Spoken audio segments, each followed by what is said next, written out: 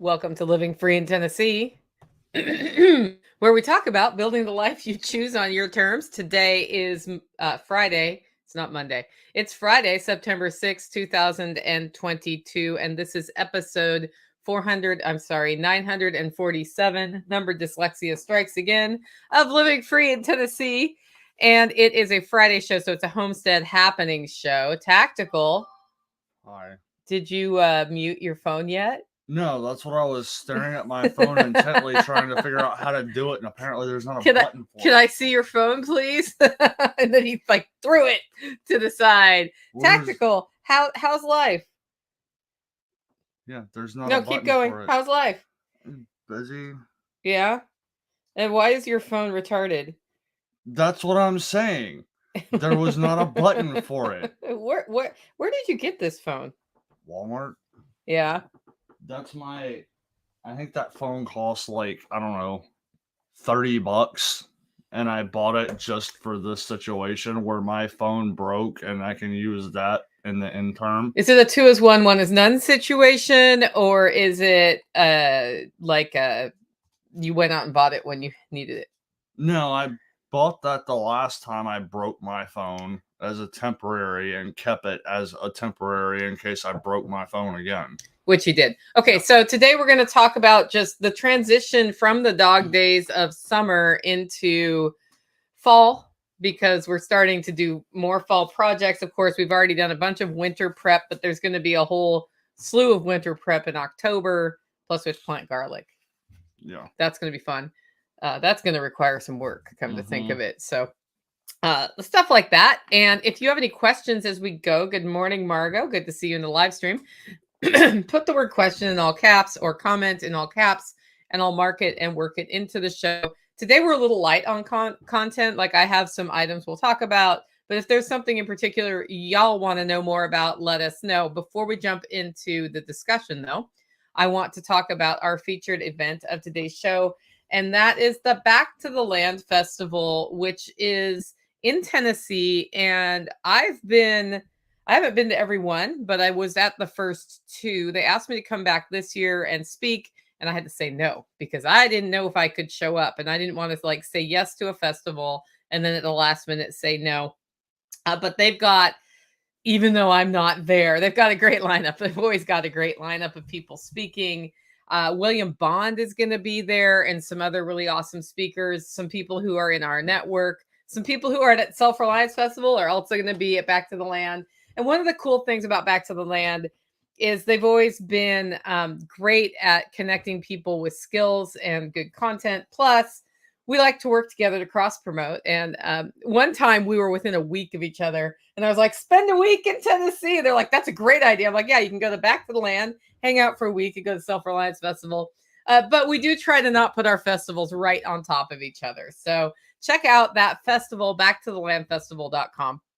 And I will be talking about it in email this week as well. Or next week. It's already this week. Next week's already this week in my head. How about you? Somewhat. Yeah, no. He has no concept of actual time. So do you know what day it is?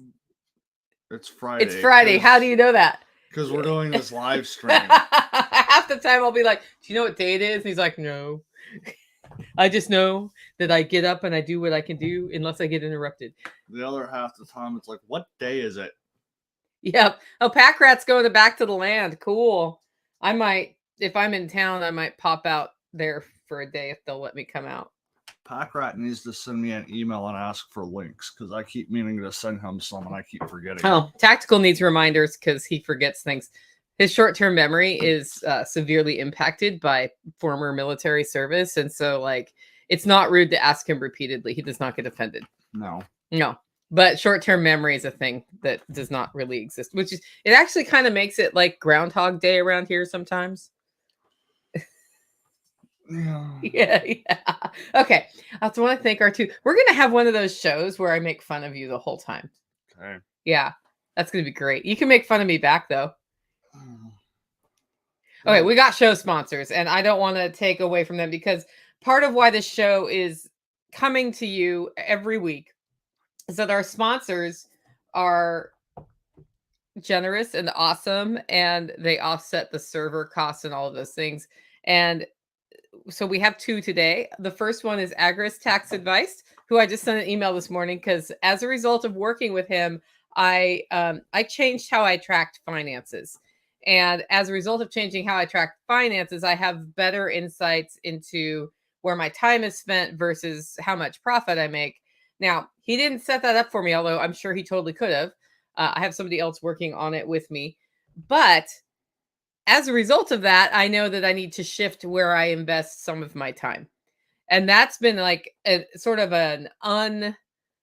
it's not part of his marketing material, but when you work with him, what he does is he looks at all your finances, which requires you to communicate your finances to him, right?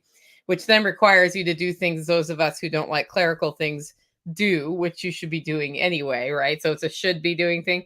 And you can automate some of that stuff. So that's great. But he goes through all of that, looks at how you're structured, goes over with like, are you structured the right way? Should you consider structuring differently? And you can redefine how your business is structured.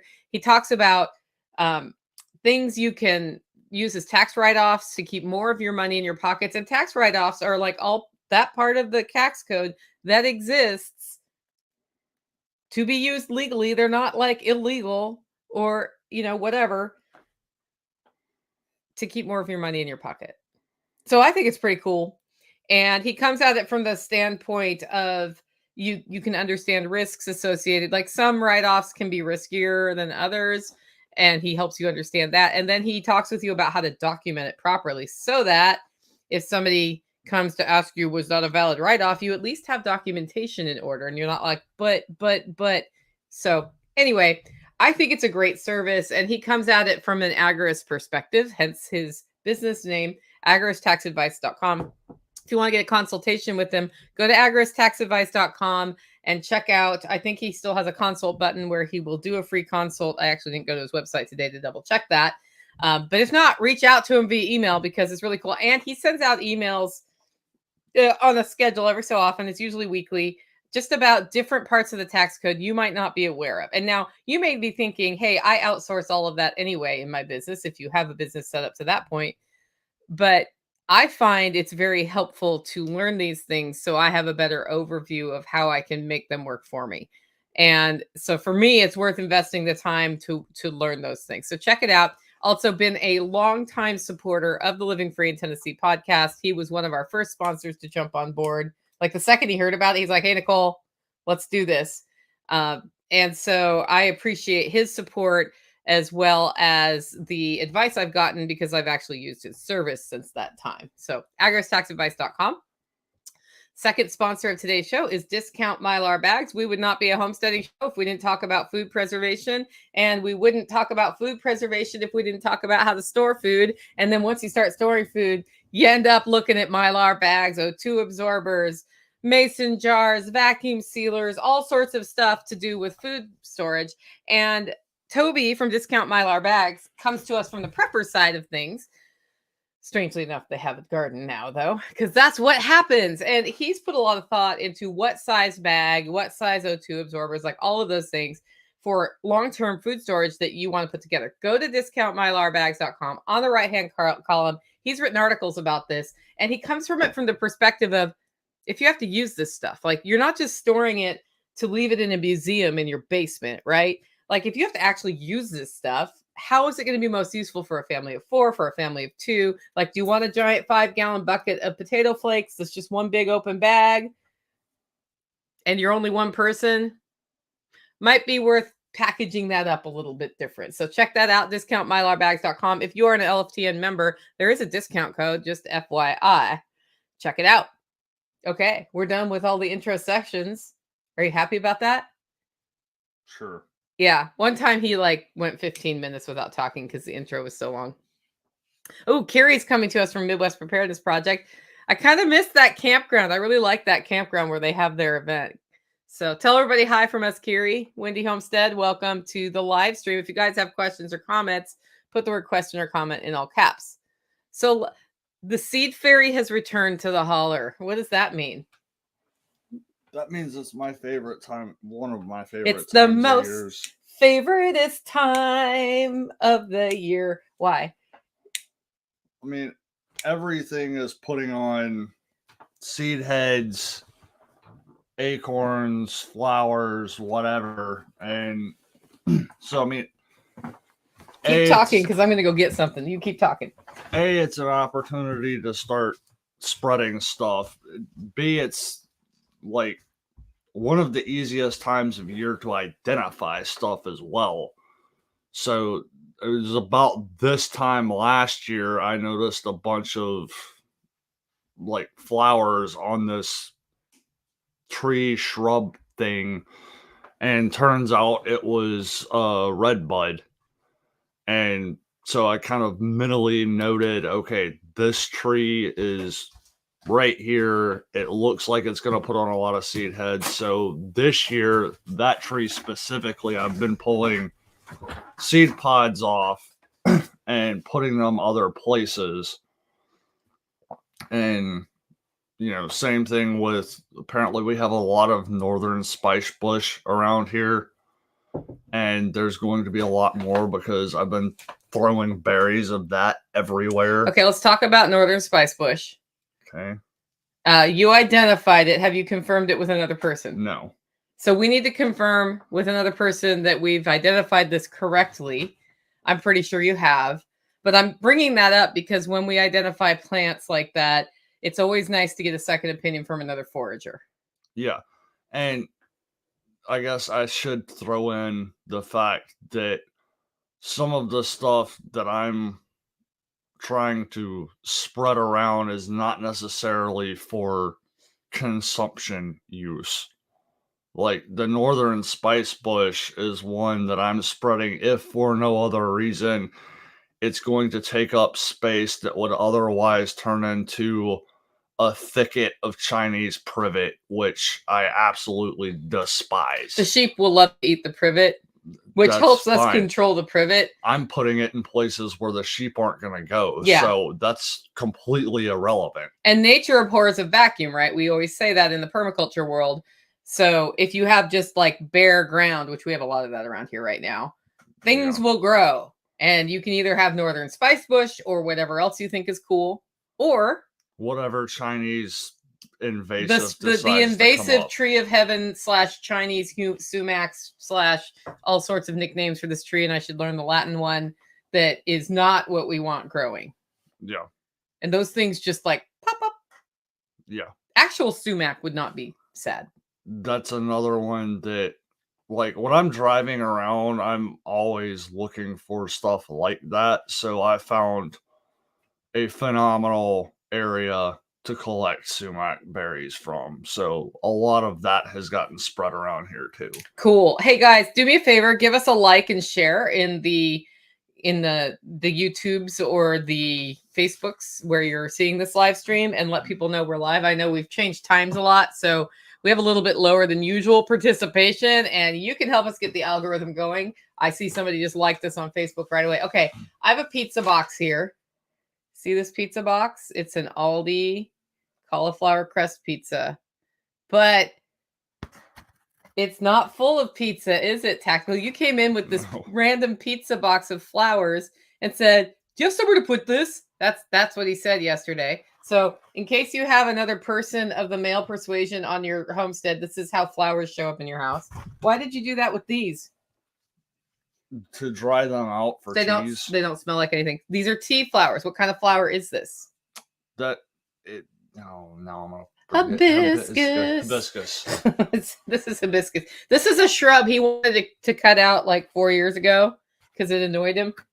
And I was like, "You can't take that out." He said, "Why?" I'm like, "Because it's pretty." He said, "Why?" I said, "It's also medicinal." And then he said, "Why?" And I said, "Because I said so." And then you didn't pull the bush out. Yeah. You also didn't tell me what it was good for. What's it good for, Tactical? I mean, it's a nice flavoring for tea or water. There's actually some of that in here. And it's also good for, apparently, for rehydration. So it's something I've started adding to water just to stay hydrated. Yeah. So yeah, that's cool. And it does. What flavor does it add to tea? I don't know. hibiscus flavor. That's hibiscus flavored tea. Never ask him to describe flavors. He just says, I don't know. I mean, good, bad, right? Yeah, what do you like? I don't know. Yeah. It tastes good. So Margot says that's Rose of Sharon in the hibiscus family, and you can take a stick and stick it in the ground and it roots easily. I've done that. Yeah. We have several varieties of hibiscus around. But maybe we've identified it wrong because she says that's Rose of Sharon. So we need to now look that up. Okay. I've just always called it hibiscus because it looked like hibiscus to me. Yeah, and that's...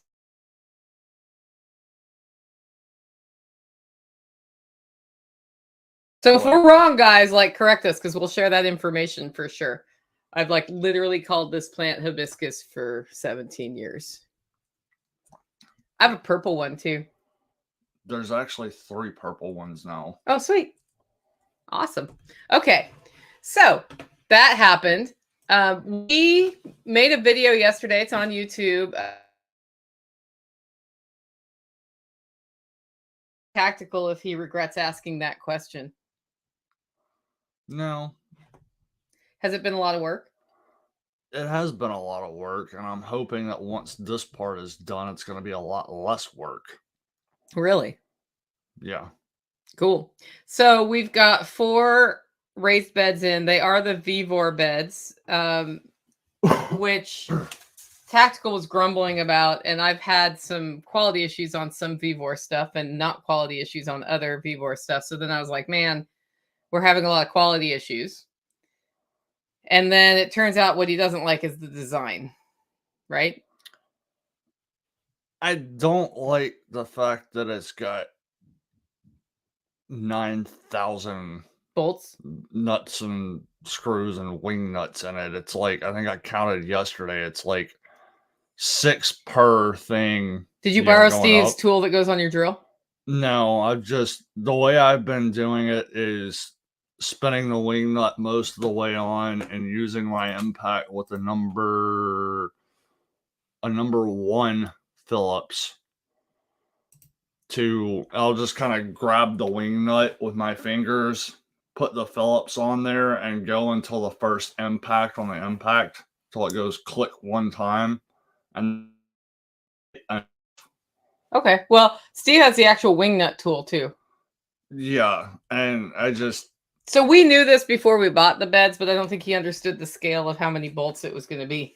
Well, it's like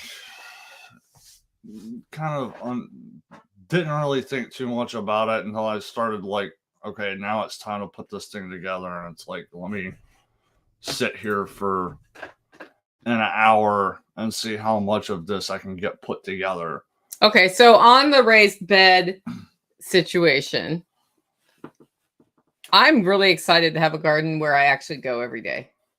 Yeah. So that's going to be cool. And we're experimenting with some different ways of getting the soil going in the different beds, because we don't just have, giant mountains of compost that's ready to go sitting around. So we just have to do what we have to do. Yeah, well, I'm also planning on, like, we've got piles of dirt, which is chock full of Tennessee clay. And seeds.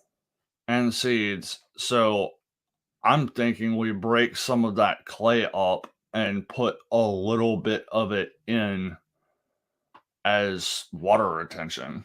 Well, so what I'd like to do is integrate biochar and other brown matter into that. And then I'm going to get, so this weekend I'm starting an IMO collection to get the beneficial fungal life going. But also on one of the beds, we have logs on the bottoms. Actually, 2 of them, right? Yeah. But we're not doing that for every bed. And those logs over time will downgrade. Like they'll decompose, and then the level will go down. So those beds, we're going to have to keep adding stuff to the top. We've also got a bunch of compost piles started so that next year we can use them. And I'm doing the IMO thing. I'm going to start raiding leaf piles that I see around and getting those bagged up so we can integrate leaf mulch. I may go off into the forest and get some stuff, But we're trying some different things. You have worm castings, but not a lot, but we can put some worm castings in. And then I will, like, for every bed that's full, I will be overseeding it with whatever cover crop type thing I can get and or fall seedlings. Yeah. But my goal is, like, it's not just bare dirt there. When I mulch on these beds, I'm not using wood chips. Okay. So my plan, unless we decompose the wood chips for at least a year, my plan is to find straw and use it, and I have a source for straw now. Okay. So, and that's just because it decomposes a little bit faster than wood chips. And there's cycles in your beds where you want to have soil open to the air for germination. Yeah. And if you have wood chips, you have to pull them aside. So we're going to get that going. I'm going to do some automated watering for that. And ultimately, we're building like a frame structure that we can hang shade cloth on in the hot part of the summer. Yeah, that's not happening right now. Well, I mean, that's not even something that I'm started. Like, I've got ideas in my head about how to do it, but I'm not trying to actually plan that out until we get everything actually in place. Yeah, I have ideas about how to do it too. So that's going to require arguing about our two designs until one is agreed upon.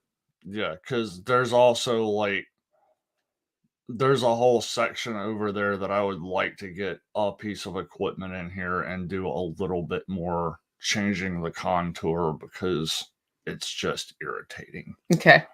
So anyway, that's what's happening with that project. And yesterday I was like, we need to kind of document how this is working because we've talked about it in words, but it'd be nice to have some video of it too. So that's over on YouTube. You will be seeing more videos coming from the homestead over on YouTube rather than just always the live stream and the podcast as we work on projects. And I remember to pick up the camera. So that's happening. Hey, before we go on to hey, I want to talk about this. Margot said Rose of Sharon has two colors, white and purple.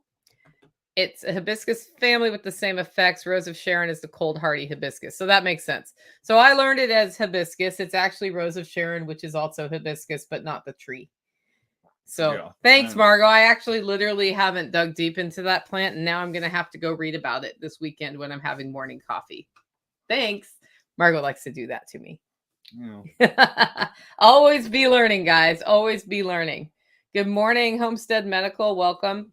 Homestead Medical has a really cool class at Self-Reliance Festival that's advanced wound closure. So it's not just like how to stop the bleed or do the tourniquet. It's about how to then stitch up the wounds or staple them up or other things. You won't know what the other things are until you take the class. 8 hours at Self-Reliance Festival on Thursday, the 3rd of October. And there are still seats available for that. So check it out, selfreliancefestival.com. There's your promo for the day, Homestead Medical. That was unplanned. I just saw him and it reminded me of his class. So you guys know the infamous Hey story where I responded to a text message and it was the wrong person and they got really mad at me and told me they said words. We'll just put it that way. So my Hey source was somebody new had bought that farm and they didn't really know me. And they didn't believe me when I said I answered the wrong text. So there was a lot of hate thrown my direction. There's a lot of business not being thrown their direction. Yeah. So I've been sort of in a bit of a like, where do I get hay? And I know I can get less than ideal hay, but I like ideal hay. So thanks to Trisha, she connected me with a producer in Kentucky, and I'm gonna sneeze. So you talk. Oh.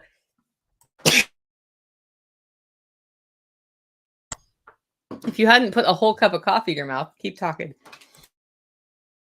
So when she says Kentucky, fortunately, it's like exit 1.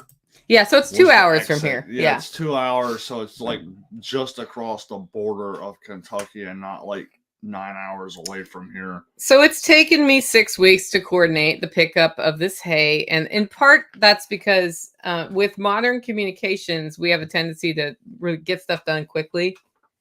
But this is an Amish guy, so he does use the phone, but does not, you can't just leave a message. Yeah. So there's some delay because of that. He had to decide if he wanted to sell his hay because he needs it for his animals too. And in the end, we ended up getting 20 bales. They're packed. They're probably about twice as heavy as last year's bales from the other farm. Yeah. And the quality of the hay is way better. So, and that other hay was good quality. This stuff is like over the top good quality for sheep, which part of the challenge is, and I've learned a lot more about hay since we got sheep. The kind of hay that sheep want has sort of like the leafy, grassy parts, which is not what you're looking for horses. Yeah. So a lot of the hay you find is optimized for horses. And yesterday he spent 6 hours getting hay basically. And then we unloaded it. And I discovered as part of the unloading process that I've lost muscle mass because I was so sick in August. So I'm going to have to build that back up, which is a pain in the butt. So I got to figure out a better strategy for keeping muscle mass when I'm not able to eat food for weeks on end, which is not an easy challenge. I probably should have just been straight lining butter or something. I don't even know. Yeah. I have to ask Doc Barry that question. And so I was barely making it with these bales of hay up into the hayloft. Is that a good assessment? Yeah, but it's also a situation where those are very densely packed and very heavy for a hay bale. And like it's just not there's nothing about that situation that was ideal. Yeah. We should have totally borrowed the hay elevator from our friend. I would have liked to, but it was like the effort. You don't want to drive and get it? Put the effort into, yeah. Like, is it easier to just manhandle them up there, or is it easier to go get that? And it was like, I'd rather just at this point just manhandle it up in there and call it done. So we got a lot of it loaded in a, like he kept saying like, you need to leverage it this way. And I'm like, I'm barely moving this bale of hay. So like, yeah, I see what you're saying there, but here, take the hay.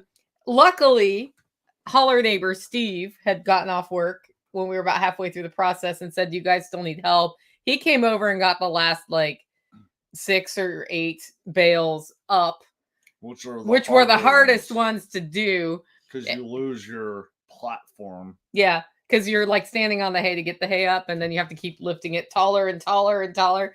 And yeah, that was super helpful. So our hauler neighbor community really helped out, and I'm very glad he was there because it might have taken an extra half hour for me to get those up. Yeah. Yeah. I probably would have been up and down a couple of times. Yeah, I think so. Because what happens is one person's down and one person's up, and you're handing up until your down person can't do that anymore. He was just at the point of telling me to come up into the hay loft and see if he could get them up and I could pull them in. So anyway, last time it wasn't such an issue. So we still need more hay. I opted for about 20 bales of this hay. And the cool thing about it, because it's more densely packed, is one bale will last longer per. Yeah. So they, and then as long as we should probably make sure the hay feeder is optimized so we don't have as much loss of hay. We have 2 bales of the hay we bought at the end of last season when we didn't have quite enough stored. That's optimized for horses, and it's been sitting around a year now. Yeah, I might. Like, I'm good for bedding. I'm gonna hang on to those until we get something else, but I'm hoping to not have to use those on sheep. Yeah, or use it for bedding. Like if we like the goats need bedding. Yeah. Different things need bedding. And so we're going to be, so while the hay was coming off, I was like, Tactical, this is what I've been trying to describe as the hay. When we go look at hay, this is what we're looking for versus that other hay that's up there. That's horse hay. So that was nice to have the visual aid too. So now there's somebody within 45 minutes of us with organic hay that we can go look at and see. Yeah. In Carthage, assuming they still have hay. And then my roasting assistant says she might be able to square bale hay from her farm, but we have to go pick it up from the fields, which is fine. Yeah. And then our other guy who has rounds has some unsprayed fields, which is a little different than organic. Doesn't mean they've never been sprayed. They just haven't been sprayed recently. And he does that because he knows ruminants get all messed up if you spray. And he has, I think he may have stopped spraying because somebody else used like some new thing and killed some sheep If last you're talking year. about Gary. yeah, so he has some fields that he sprays because he sells to one of the local co-ops and they don't like the different colored stuff, and so there's some plant that like buckthorn or something, I can't remember what it was, but there's a specific plant that comes up in his fields that they don't like the color of it. Now he does have another girl that buys unsprayed hay from him that has goats, and they absolutely love that plant. So he does both. It's just a matter of, last time I talked to him, it was like weather dependent on, if we get rain, that's going Just finish your talking before you drink. to, my thought is now gone. Yeah. So anyway, I reached out to him and I was like, can we get squares from you? Because he hasn't bailed it up, which means it's not rounds yet. And most farmers prefer to sell rounds and deal with rounds because it's like all at once, this giant thing. We do not prefer to work with rounds because we have a really steep hill to go up and no equipment to get it up there. And even if we had equipment to get up there, it would still be a son of a gun to get it up that hill with equipment. Yeah, like there's I was trying to get the four-wheeler up to the top of the ridge the other day, and it was like it took me 3 or 4 attempts to get up there with just me and the four-wheeler. Yeah, so the sheep can get up there fine because they walk. But if we own that property, I think we'd be cutting roads in for access. We'd be doing a lot of things there, but yeah, so that's one of those things. So I'm sure we'll have enough hay, and I was a little worried about that when that whole meltdown happened. But then I was like, I don't want to work with somebody who's that reactive and that mean. Like she literally, like she went off hard, and I was like, even if she realizes later what she did, and that I was telling the truth, and that even matters to her, which it probably doesn't. She probably hasn't thought of it since then. She threatened to sue me of all things. Then I still don't want to work with somebody that unstable, basically. yeah, because it's going to happen again. It's like, okay, judge a person by what they do, and that's going to happen again. As soon as I heard what some of the stuff she was actually saying, it was like, we can end this conversation right now and never go back to it ever again because I'm not buying anything from her. I don't want to deal with her. Yeah. So no. So I'm stoked because we found better hay and I have some better local sources that I just hadn't cultivated because I think our first year we went to the co-op and probably bought exactly the same hay that Gary does with the spray, which is a risk. He sells to that. Oh, okay. Yeah, I don't know. But we didn't need a lot of hay that first year. But yeah, the second year. Oh no, we had a local guy out of Alexandria deliver it. Yeah. Yeah, that's what happened. So that was cool. Okay. Watercress is coming back. Are you ready for watercress salads? Sure. How's that going to work with the carnivore diet? No. Not at all. Okay. But watercress is something I do like to have a salad in the fall because it can help cleanse your blood. Is sort of what the old timers say. Yeah. So it might be worth having one salad before we go carnivore for a while. We're going carnivore for a while for reasons. Right? Yeah. I was like, I think I want to go carnivore. Do you want me to cook you vegetables? He's like, I've been thinking about going carnivore too. You want to gain weight, right? Yeah. Yeah. So I'm not doing it for weight. I'm doing it for health. So same. Yeah. And I've been pretty ketovore for a while. I've just y'all know, the water has really helped me feel better. But there's been a lot of stress this year. There's a lot of cortisol in my system, and I'm just going to do that for a while and see if it clears up the rest of my autoimmune stuff. Yeah. Teas, though. Are you still going to drink tea on carnivore? Yeah. Okay. That's a plant, you know. Okay. He has a nighttime tea like every night. A lot of times I have 2. Yeah. I'll come to think of it. I had a passion flower leaf in my tea the other day. You know? I don't know if it made me sleep better or not. I wonder if that was the day I overslept. I don't know. Yeah, it might have been. There's this one day I overslept by an hour, 2 hours. Yeah, you slept for Yeah, a he was while. like, I was gonna go make sure you were alive if you weren't out. And like, I don't sleep past 6:30. It was 8:30 when I got up. Anyway, I'm looking around. There's a ton of mint, and I go through a lot of mint and teas. So it's time to do another round of harvest on the mint. And I need to look at the creek mint, which is not my favorite mint. The chocolate mint's my favorite mint. There's a ton of creek mint down there. And it's like bushes as big as my upper body of creek mint. Yeah, I actually stopped on the way back from the pasture the other day, sat on the 4-wheeler, reached out, pulled seed heads off of the creek mint, and threw it across the road into the creek on the other side. And the reason it doesn't establish there is the water moves too fast when it rains, I think. I know. You need to make little captures.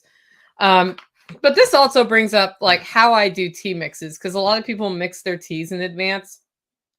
And I have jars with individual things. And when I make tea, I'm like, I want some of that, and I want some of that, and I want some of that. So I'm kind of trying to figure out how to organize my mason jars so that that's easier. And I've been kind of talking about having them on their side on the wall. But the only problem is if they're top to top to top, they'll slide down and hit each other. So it's almost like, can I figure out a different way to do that? Because if you have them standing up, they take up a lot more space than if I stack them side by side by side. So I don't know. Unfortunate in the aspect that I don't have cats in my house, and my window sill by the kitchen counter is like 4 inches, so it's perfect size for just a row of mason jars. So I've got mine just lined up in the windowsill, and I can just grab a jar, throw in what I want, and put it back. Yeah. I may have to go, Rose. I don't know. Mara wants to know, are you drinking Kangen water, and do you notice a difference too? I am drinking it. I notice a little bit of a difference with some things, but not like Not oh revolutionary. My God, changed my life. Are you drinking all your water, Kangen water? No. Okay. And what do you have any specifics of what's changed? Not really. Okay. Do you just feel overall better, or? Yeah, I mean, I think there's probably a hydration aspect to it, and I don't know, maybe it's helping with some of the inflammation, but like I've still got massive back problems and whatnot. So yeah. So that's a good honest answer. I like honest answers on this. We could go up to the 9.5. We've been on 8.5 the whole time. And when I've turned it up to 9.5, he turns it back down to 8.5. So if you'd like, we can go up to 9 next week. Let's do 9 next week. Okay. And then we'll see if we want to go 9.5. Yeah, I've been trying to get him to do all his water Kangen, but he doesn't have, I think, a way to have it in his place that doesn't involve something he doesn't want to do, which is carrying bottles of water around. Well, I mean, it's more along the lines of like, it's still going to go through your Berkey, so your Berkey has to stay topped up enough that when I drain a bottle, I can walk in and fill it up here, and that doesn't always happen. I'm going to go through water. Yeah, and we don't want Kangen water sitting around because it loses efficacy. Yeah. So, it's like we don't want 2-day-old Kangen water because then it's like, nah. Right? Yeah. Yeah. So, anyway, that's the deal. Pack Rat says, I tried passion flower leaf tea last week and didn't send me down like melatonin tabs will. Did it help your sleep at all, Pack Rat? Yeah, I don't know. I just thought I've been having trouble sleeping, so I would put a leaf in my tea and see. But the thing about nighttime tea is you have to be careful how much nighttime tea you drink. Otherwise, you're waking up for other reasons. Yeah, and I think part of that too, well, I think 2 aspects to that is some herbs are going to affect some people more than others. And then also, how much of it did you use? Because, like, if you start looking into what an herbalist would call a medicinal dose, it's a lot. Yeah. Yeah. Backrack says, I don't know what it did. That it did. Okay. That's good to know. Not your herb, maybe. Okay. how's the concrete pad going? Still churning in my brain. Yeah, I'd like to get the neighbor over with his tractor to move some dirt around. Okay. Yeah, we need to get gravel in and then pour the pad. I need to check with the person who's going to help us pour the pad. I need to get more of a schedule than that from Tactical. So we're plugging away at it, but it's taken longer than we thought it would, as always. And that's because when we went longer than she thought it would. That's because whenever we excavate around here, we find things. Yeah. Yeah. So hopefully we'll be pouring within the next week or two so that it's ready for October. I'm skeptical about that. Okay. Well, you need to tell me what you need and if we need to hire hands, if there are hands I can hire. Okay. Yeah, that's the deal. That's what I talked to those guys who broke up the cement about helping with other things, and they may be able to help. Yeah. Yeah. So like the thing is, I want this done without breaking somebody's back.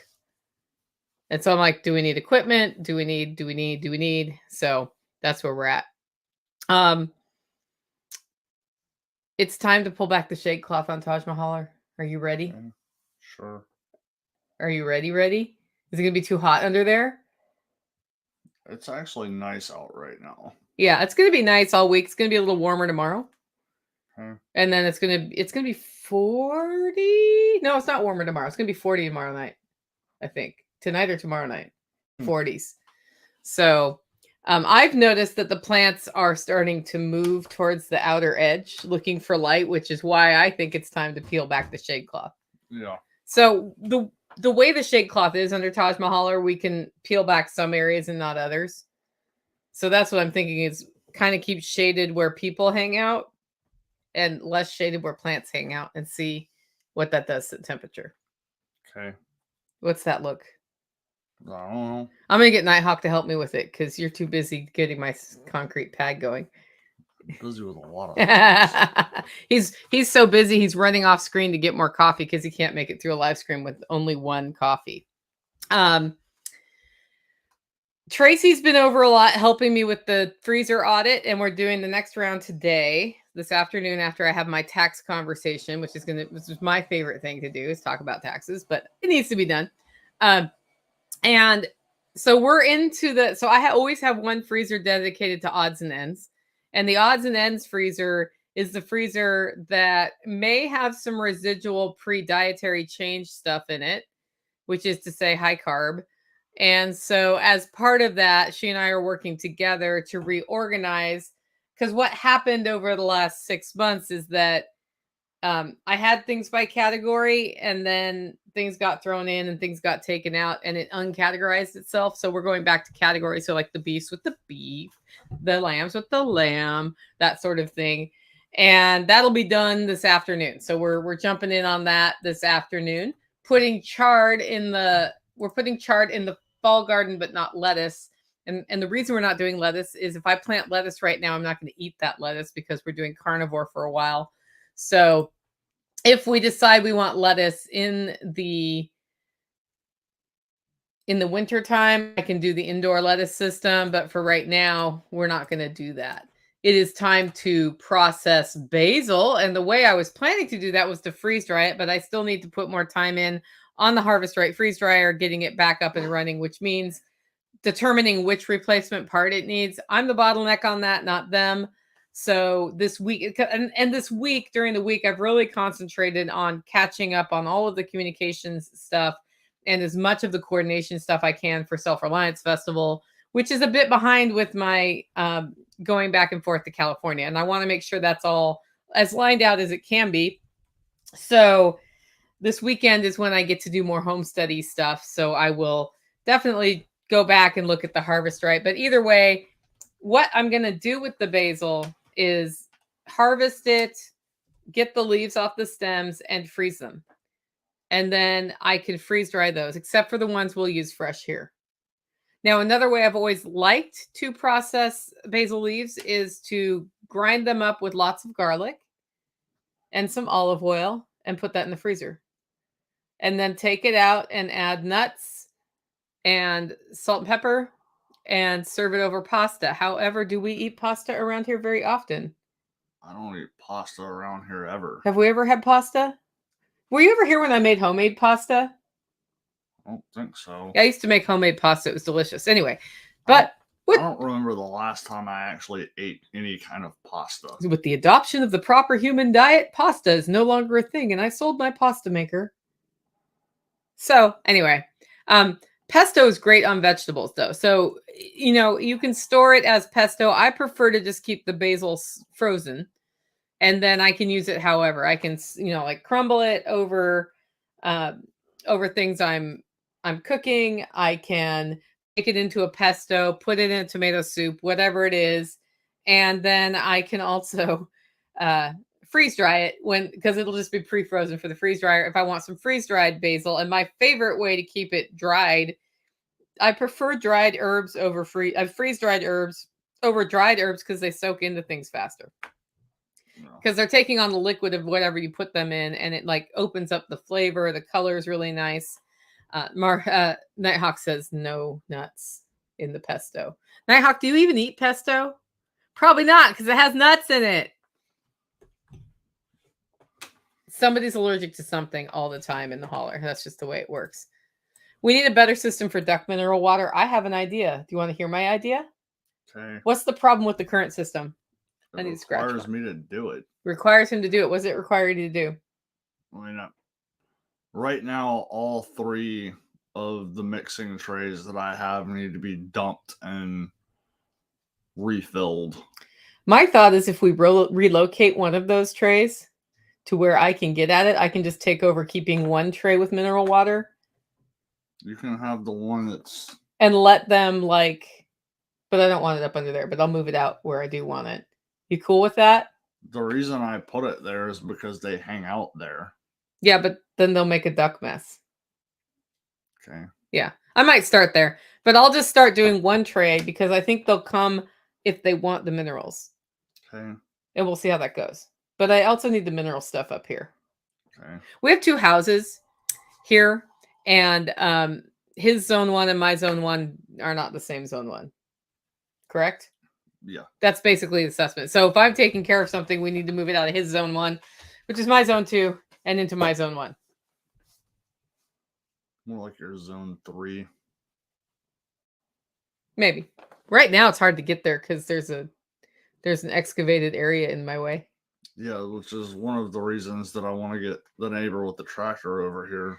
So all of that is to say he wants me to text you, Bob, if you're watching this, and see if you're willing to help us move some dirt with your front loader. Right? I mean, I can text him, but actually, no. You can't text him. I can't text him. Oh, weren't we supposed to text some information to the Eversouls last night? Your brother-in-law. Yeah. Okay. Yeah. Tactical's like, I don't know how I'm going to text you. And I'm like, because I'm going to text you. He's going to tell me what to text you. And then I'm going to text you after texting his mom to get the information, right? Yeah. So Tactical is worthless without his phone. Have you charged up your Baofeng? No. I don't even know where that thing is. Mine's charged up. I'm just saying we could just walkie-talkie it.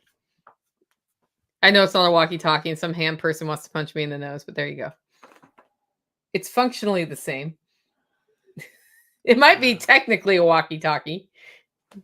It's functionally, that requires me to carry a brick around, and it's very unlikely to happen. Tactical needs a holster. Okay. Tell people your secret when in the middle of the night you hear loud ticking from the outdoor electric fence. My secret? Yeah, what do you bring with you to check out why it's... So electric fences go tick, tick really loud when they're shorting out somewhere. The reason an electric fence could be shorting out is a branch has fallen. A bug has gotten in between the wire and the ground. A snake has gotten in between the wire and the ground, or one of your livestock has. So when you hear that noise, because the last one means your livestock could be killed by being shocked to death slowly, you go out and check it out because you don't want that, because that sounds like a terrible way to die, right? Yeah. Yeah.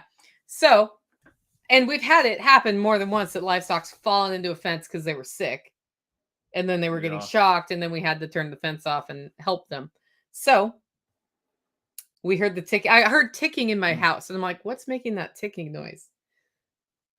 And I was like, wait, that's the electric fence. Yeah. And then you could tell he's like, I don't want to go outside right now because I'm tired. And I'm like, well, I'm going to go outside because if that is a goat on the fence, I need to know I'm going to take care of the goat. And then he was like, well, shoot, now I got to get off my butt. Is that what happened? Yeah, basically. Yeah. And so I walk up, no flashlight or anything with me. No, she just walks up there. I'm in my PJs. I was just going to turn the fence off if there was a problem. No, I always, like, if I hear that, I'm going to grab, like, a step-in post or something, because more than likely, 99 times out of 100, it's because, like, a caterpillar or something crawled off of the T-post towards the hot wire and is now basically bridging the gap between the wire and the metal T-post. And so every time the fence pulses, you hear this loud electrical pop. And so I'll just take a step-in post and push the corpse of the bug off. Which is what it was last night. The cool thing about when this happens at night, though, is you see a giant flash every time it goes out. You're like, well, I know right where I need to go. And I could tell it wasn't a goat on the fence. Yeah. So that was good. That was our adventure last night. There's lots of reasons on a homestead why you end up outside in your PJs. So choose your PJs wisely and have multiple pair, because sometimes you end up outside in the mud in your PJs and then you need to change PJs. And if you have only one set of PJs, then you're screwed. Yeah. That's what I know about the homestead. But I do think about, like, if there's a fire in the middle of the night, if what I wore to bed is going to serve me well. That's part of why I do PJs, besides the fact they're like super comfortable. But other people who don't wear anything to bed, if there's a fire in the middle of the night, end up outside showing the world things you don't want to show the world.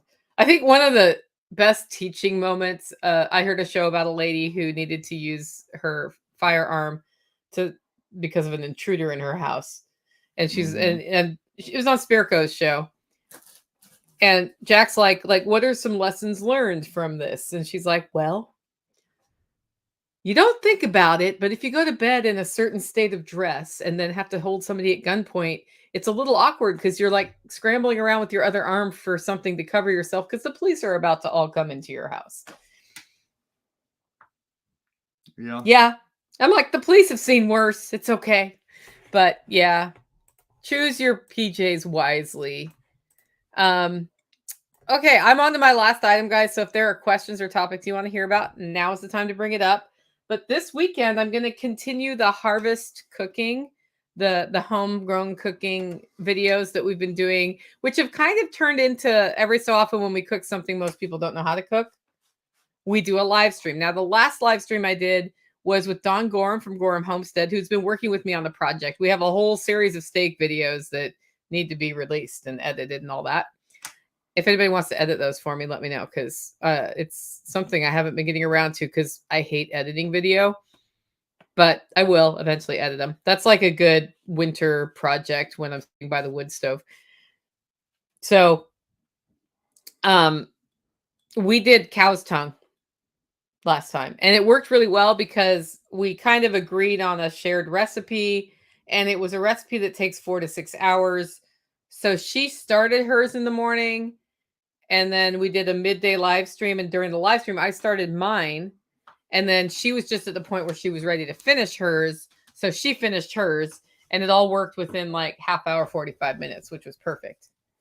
I don't have that benefit this time because Dawn's very busy. Her kids are all getting married this year at one time. There's a grandbaby on the way. Like, she's over her head busy. And I told her, like, I am going to cook a cow's heart.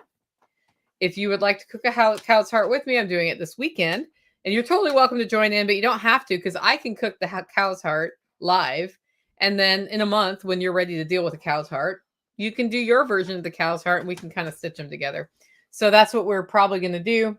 She's like, yeah, I can't do that right now. And I was like, yeah, I didn't think you could. So I'm doing a cow. I just was like, so it's part of the freezer audit, right? Like, I'm looking at the cow's heart. I haven't cooked for a year almost. And I'm like, we got to cook it. The one thing I really wish I had, though, is that my grandma, probably in the last couple of years of her life, I was out for Christmas visiting, and she told me the story of when she was a kid, because she grew up in the Depression era, and they just didn't have anything food wise really, except for what they were scrabbling from the ground and what they could buy when there was money. And their dad, my great grandfather, went through a series of he was a homesteader in Idaho, and that failed because to homestead you also needed to find local work. And he had some local work, and then great grandma was doing more of the work, I believe, to help with that. He ended up moving to Oregon because the work dried up in Idaho. So then they were in Oregon, and then work dried up there on and off.